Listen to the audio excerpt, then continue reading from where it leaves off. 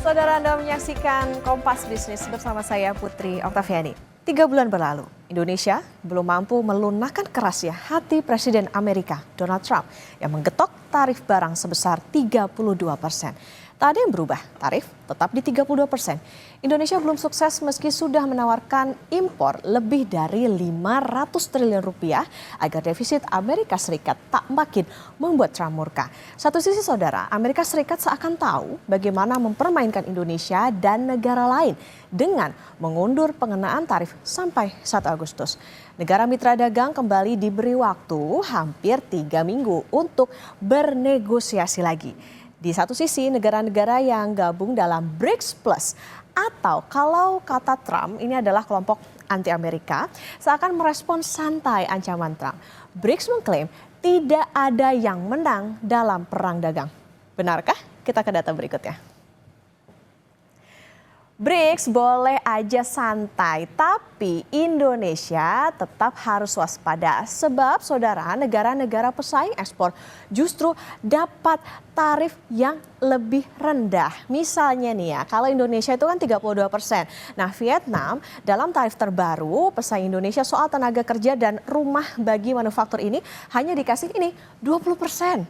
Padahal sebelumnya Vietnam itu 46%, yang artinya 14% lebih tinggi dari tarif Indonesia.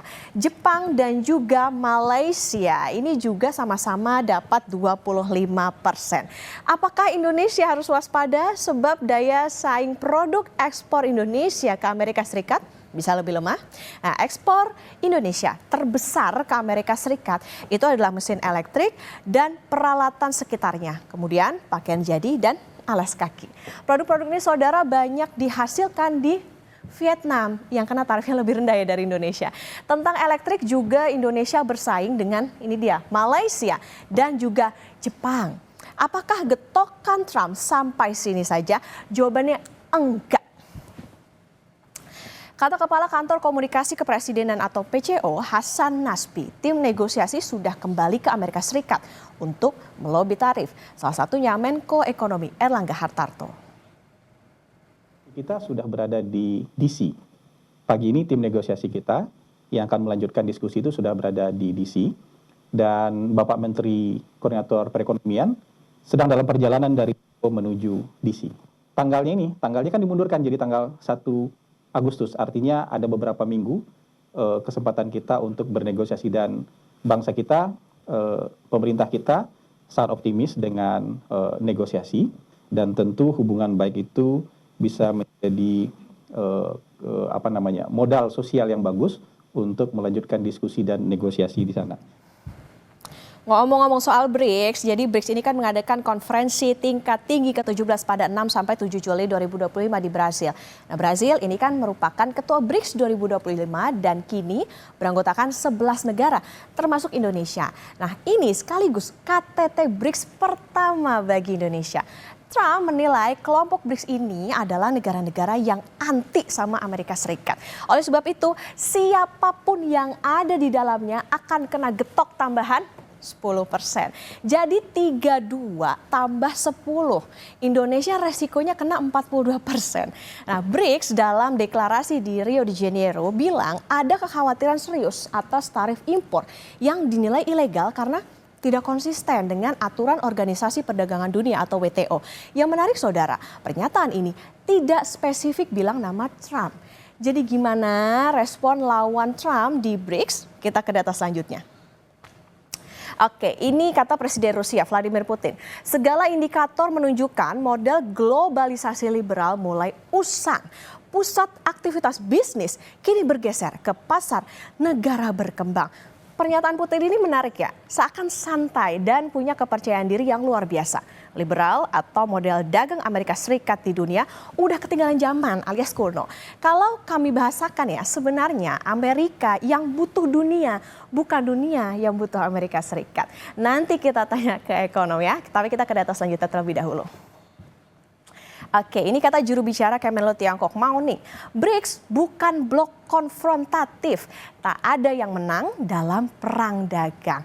Nah ini juga menarik ya, karena ini juga menunjukkan betapa santainya BRICS. Di zaman yang serba bisa acting dan bisa latihan acting, memang sulit membedakan orang santai beneran atau ini tuh kayak duck syndrome. Jadi seakan tenang di atas air, tapi sebenarnya kakinya tuh terus bergerak mengayuh agar tidak tenggelam.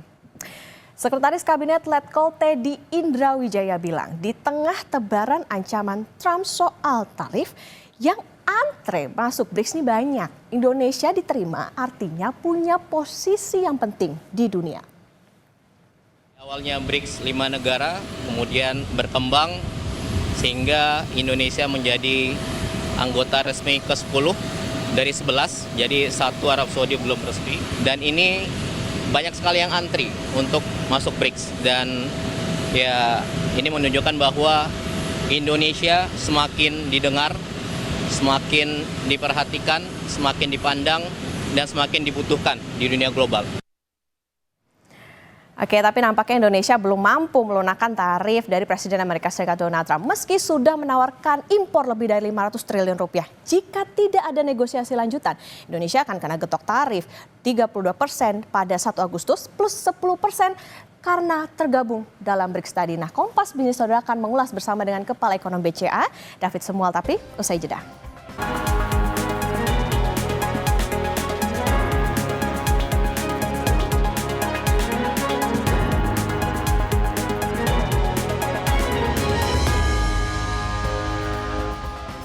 Kembali lagi di Kompas Bisnis Saudara, dan Kompas Bisnis akan tanya ke Kepala Ekonom Bank Sentral Asia atau BCA David Semual tentang getok tarif Trump, lobby yang belum membuahkan hasil dan sikap BRICS. Selamat pagi Pak David. Selamat pagi Mbak Okta. Pak David, menarik nih. Kalau kita ingat ini kan kebijakan Liberation Day itu kan diumumkan pada April lalu. Artinya lobby Indonesia selama 3 bulan ini kayaknya belum membuahkan hasil. Padahal seakan kayak udah all out, tarif dan non tarif sudah disesuaikan dengan keinginan Amerika Serikat, penawaran komersial, bahkan 2 kali budget defisit mereka atau lebih dari 500 triliun rupiah. Pertamina, Exxon udah komunikasi. Apalagi sebetulnya yang dipunya Indonesia dalam bisa dikatakan 3 minggu nih negosiasi ke depan sampai 1 Agustus. Ya ini kelihatannya kan memang Trump ini memang sangat kuat ya dari sisi negosiasi itu dia ingin mendapatkan kepentingan yang maksimal ya buat negaranya ya tentunya. Nah kita sebenarnya juga perlu mengetahui lebih dalam sebenarnya apa sih ganjalannya kenapa mereka belum menurunkan tarif kita, karena tarif ini masih sama 32%. Dan ada kemungkinan tambahan tarif lagi ya, karena kita juga masuk dalam keanggotaan BRICS ya. Jadi ada tambahan lagi 10%. Dan untuk beberapa produk tertentu juga masih ada tarif yang sebenarnya ikutan dari tarif yang dikenakan waktu era Trump 1.0 ya. Jadi masih ada tambahan tarif juga untuk beberapa tarif lain, untuk beberapa produk lain. Nah untuk Indonesia sendiri ya memang ada beberapa hal mungkin yang masih menjadi ganjalan ya. Kemungkinan besar mungkin yang kaitannya dengan non tarif ya. Ada beberapa tuntutan Trump itu memang yang tidak terkait dengan urusan perdagangan internasional ya. Dan ini memang kaitannya juga erat dengan kepentingan ekonomi nasional kita juga ya. Jadi memang mungkin di sini masih ada tarik menarik, dan harapannya dalam negosiasi kan ini take and give ya, ada beberapa yang kita berikan dan juga kita ingin juga dari pihak Amerika juga memberikan semacam fleksibilitas juga untuk beberapa hal lain yang mungkin menyangkut national interest kita juga. Oke, Pak David, kan kalau kita ingat kemarin Trump juga mengatakan bahwa bersedia sebetulnya dengan penyesuaian dan juga syarat, salah satunya adalah tadi kalau selain investasi juga bangun pabrik di Amerika Serikat. Memungkinkan nggak nih kira-kira kalau misalnya Indonesia harus ya bisa dikatakan ngikutin aja gitu maunya Trump? Ya sebenarnya dari beberapa tawaran kan sudah ada ya, ada perusahaan swasta kita juga yang rencananya akan melakukan investasi di sana ya. Dan juga kita sebenarnya mengundang ya investor Amerika untuk masuk ke Indonesia di beberapa sektor strategis juga ya, termasuk yang terkait dengan mineral ya. Tapi tetap saja ya Mbak Okta, kita tentunya perlu juga menyiapkan strategi atau rencana kontingensi ya terhadap kemungkinan terburuk ya. Jadi kalau misalnya memang sampai nanti tanggal 1 Agustus negosiasinya ketat ya, dan memang sulit buat kita untuk menawarkan lagi hal-hal lain ya, padahal kita sudah optimal memberikan semua yang mereka inginkan, ya kita juga perlu melakukan ya, seperti saya sampaikan juga 3 bulan lalu ya, bahwa persiapan-persiapan kontingensi ini, rencana-rencana kontingensi juga perlu kita siapkan. Dan ini juga mungkin pemerintah sudah paralel ya melakukan sejak 3 bulan lalu untuk mengantisipasi kemungkinan terburuk tersebut, Mbak Okta. Oke, Pak David, kalau kita lihat tarif pesaing ekspor Indonesia, yaitu Vietnam, itu kan lebih rendah. Vietnam tuh 20%. Seberapa Betul. tertekan daya saing ekspor Indonesia melawan Vietnam? Ya sebenarnya kalau dibanding Vietnam, kita dari segi produk itu relatif agak berbeda ya. Kita banyak ekspor ke Amerika Serikat itu, misalnya yang terkait dengan komoditas itu CPO salah satunya. Lalu juga produk-produk yang terkait dengan, ini sayangnya yang terkait dengan labor intensif nih Mbak Okta. Jadi seperti pakaian, lalu juga alas kaki, furniture. Nah ini lebih labor intensif, dan tentu kita akan terganggu ya kalau misalnya sampai ada hambatan tarif, karena pesaing-pesaing kita juga relatif ada yang lebih rendah juga untuk tarif yang produk-produk yang saya sebutkan tadi, dan ini tentu akan mengganggu ya daya beli masyarakat ya, konsumsi bisa terganggu juga, dan ini tentu akan mempengaruhi pertumbuhan kita ya. Jadi kalau untuk Vietnam memang produknya agak sedikit berbeda, tapi untuk negara-negara lain yang mungkin saja tarifnya bisa saja masih dalam proses negosiasi tentunya ya, bisa saja lebih rendah. Nah ini tentu bisa mengganggu kita. Misalnya dengan Malaysia kita kan tentu bersaing untuk produk-produk CPO. Untuk pakaian kita bersaing dengan negara-negara Asia Selatan dan Amerika Latin tentunya ya. Begitu juga dengan alas kaki ya, dan furniture juga. Oke. Jadi memang kita harus antisipasi Mbak Okta. Oke, katakanlah tadi misalnya komoditasnya berbeda gitu, tapi Pak, kalau misalnya kita tadi kan juga ada industri yang padat ya, misalnya kayak sepatu, alas kaki, pakaian dan lain sebagainya. Ini mungkin nggak sih Amerika Serikat nih kayaknya jadi beralih ke negara lain, seberapa berbahaya nih tentunya untuk Indonesia? Ya ini ada kemungkinan tersebut ya. Jadi kita juga sebenarnya kan ada dulu GSP ya, kita diberikan preference. Nah sekarang kan sudah tidak lagi. Nah sedangkan beberapa negara lain masih ada keuntungan GSP tersebut ya, General System Preference. Jadi mereka ada semacam subsidi lah untuk masuk ke pasar Amerika Serikat. Nah tentunya kalau ada tambahan tarif lagi dan juga ditambah lagi dengan 10% tadi karena kita menjadi keanggotaan BRICS, dan tarif-tarif yang menjadi masih berlangsung ya sejak TRAM 1.0, ini tentu sangat membebani ya sektor-sektor yang saya sebut tadi ya. Nah itu kenapa saya mengatakan kembali ya, kita juga harus perkuat pasar alternatif ya, diversifikasi, dan juga pasar domestik kita. Kita juga pasar domestik sebenarnya sangat besar, dan kita lihat juga terakhir-terakhir ini juga karena sulit masuk ke negara barat dan Amerika, ini juga banyak negara lain produk-produknya masuk ke Indonesia ya. Termasuk dari Vietnam tadi yang disebut Mbak Okta ya. Oke. Nah itu juga masuk ke dalam negeri. Nah ini juga kita perlu ada strategi juga untuk memperkuat kapasitas maupun juga kemampuan domestik kita ya. Tentu dengan percepatan deregulasi dan seterusnya Mbak Okta. Oke, Pak David, tapi bukankah defisit Amerika ini sebenarnya membuat Indonesia di atas angin? Haruskah Indonesia semakin memohon-mohon ke Trump dalam waktu bisa dikatakan 3 minggu ini? Ya sebenarnya kita punya banyak bargaining position. Dari sisi neraca jasa sebenarnya kita juga impor cukup besar ya ke Amerika Serikat ya. Kita ketergantungannya cukup besar. Nah ini juga bisa menjadi daya tawar tentunya ya. Karena kita defisit cukup besar di sisi neraca jasa ya.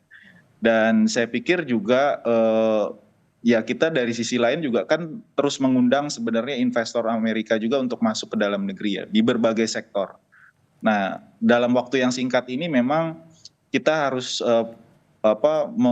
menidentifikasi sebenarnya apa sih yang diinginkan dari Amerika ini, poin apa, dan sampai di mana kita jangan juga sampai nantinya mengganggu juga national interest, itu juga jangan sampai terjadi ya. Jadi ya kita harus ada titik poin di mana juga jangan sampai semuanya juga dikasih ke mereka juga. Kalau bisa itu terjadi ya artinya juga nanti malah relatif lebih buruk ya dampak ekonominya ke Indonesia, Mbak Okta. Betul, itu juga perlu diperhatikan bahwa tidak hanya kita lagi-lagi memohon kepada Amerika Serikat, tapi harus perkuat tadi sempat dikatakan Pak David juga soal penguatan di domestik. Pak David, menarik Presiden Rusia Vladimir Putin bilang model dagang liberal itu udah usang dan beralih ke negara berkembang. Benarkah demikian? Dan kalau kita bicara soal BRICS, ini sebetulnya yang punya power jadinya tuh Trump atau BRICS sih Pak sebetulnya? Ya sebenarnya keinginan Amerika Serikat ini kan menjauhkan negara-negara dari negara core BRICS ini ya. Kita lihat di sini masuk di situ China, Rusia, Brazil juga, termasuk juga Indonesia kan negara besar di situ di dalam skema BRICS ya. Dan saya pikir ke depan ini justru sumber pertumbuhan global itu datangnya bukan dari negara barat ya. Karena negara barat itu pertumbuhannya sudah terbatas ya. Apalagi yang mau dibangun di sana. Nah, sumber pertumbuhan itu sebenarnya ada di selatan ya. Jadi di negara-negara selatan itu sumber pertumbuhannya besar dan memang suara dari negara-negara selatan ini kelihatannya memang dalam fora-fora internasional kurang kuat gitu ya. Maksudnya tidak berperan lah ya. Padahal tatanan global ini kan sudah banyak berubah sebenarnya dalam 70 tahun terakhir ya sejak Perang Dunia ya. Jadi sebenarnya kalau kita lihat ya perlu diperhatikan juga suara-suara dari negara selatan dan juga di saat yang sama kerjasama ekonomi, perdagangan, investasi ini juga bisa diperkuat ya lewat fora-fora internasional termasuk BRICS. Dan kita sebenarnya tidak menutup kemungkinan juga kalau kita lihat kan kita juga politik kita bebas aktif ya. Jadi kita ikut juga dalam OECD ya. Jadi siapapun yang ingin berinvestasi dan berdagang dengan Indonesia itu sebenarnya terbuka luas gitu ya. Jadi kita tidak ingin masuk ke dalam salah satu orbit gitu ya. Kita berteman dengan semuanya begitu. Tapi di dalam kondisi sekarang memang kelihatannya Trump banyak melakukan manuver-manuver untuk menekan ya negara-negara. Di satu titik dia ingin supaya negara-negara tersebut memilih apakah mau ikut orbit Amerika atau sebaliknya semacam itu Mbak Okta ya. Oke, tadi kalau misalnya dikatakan politik Indonesia itu bebas aktif, non-blok bahkan untuk ke perdagangan, tapi karena kita sudah menjadi anggota BRICS dan tadi ada ancaman tambahan 10%, artinya sikap seperti apa sih Pak yang harus ditunjukkan Indonesia? Karena tadi jangan sampai kita gabung ke BRICS tapi jadi buah si malakama nih buat Indonesia. Ya itu makanya tadi saya sampaikan perlu ada semacam rencana kontingensi ya. Kita sudah memutuskan untuk masuk ke dalam BRICS. Tentunya susah untuk kita untuk menarik diri ya. Kita sudah masuk dalam keanggotaan BRICS dan masih banyak negara lain sebenarnya yang tergabung ke sana. Dan dari sisi size ekonomi ini juga luar biasa sebenarnya BRICS ini. Kalau kita tinggalkan juga kita kehilangan kesempatan ya. Itu kurang lebih hampir 70% ekonomi global ya, negara-negara yang masuk ke dalam BRICS ya. Dari sisi populasi, dari sisi market juga besar. Jadi memang si malakama seperti dikatakan Mbak Okta tadi ya. Tapi di sisi lain kita juga terus lah, ini kita masih ada waktu ya dalam beberapa hari ke depan sampai awal Agustus untuk terus bernegosiasi, kita memberikan tawaran-tawaran terbaik tentunya. Tapi di sisi lain juga jangan sampai kita ditekan karena kita juga negara yang merdeka tentunya ya untuk memutuskan sesuai dengan kepentingan nasional kita Mbak Okta. Oke, jadi catatan soal bagaimana sebetulnya kodam perdagangan ya lagi-lagi ada timbal balik ya Pak ya, saling menguntungkan tentunya untuk setiap negara. Jadi Pak David, apa sih sebetulnya yang harus diantisipasi jika dalam waktu 3 minggu ini kita ngomong amit-amit aja ya 3 minggu ini juga tidak membuahkan hasil gitu. Karena kalau dilihat data impor 3 bulan terakhir produk Tiongkok juga lumayan banjir ke Indonesia. Bahkan ada indikasi dumping. Apa yang harus dilakukan? Ya tadi kita harus lakukan percepatan diregulasi, kapasitas domestik diperkuat ya. Kita ada program-program nasional yang memang bisa mendorong pertumbuhan. Tapi di saat yang sama juga kita harus perkuat kapasitas dalam negeri. Karena kalau kita dorong program nasional tersebut tapi kapasitas dalam negerinya tidak cukup, tentunya kita akan mendorong import lebih besar lagi ya, itu yang kita khawatirkan. Di saat yang sama ya kita juga menjaga ya untuk produk-produk vital yang penyerapan tenaga kerjanya besar ya, saya pikir perlu juga diadakan aturan-aturan yang lebih restriktif juga ya, karena kita juga harus melindungi industri nasional kita ya. Kita tidak ingin daya beli masyarakat menurun, masyarakat tidak punya pekerjaan dan ujung-ujungnya tentu akan mengganggu ya kondisi sosial ekonomi dalam negeri tentunya.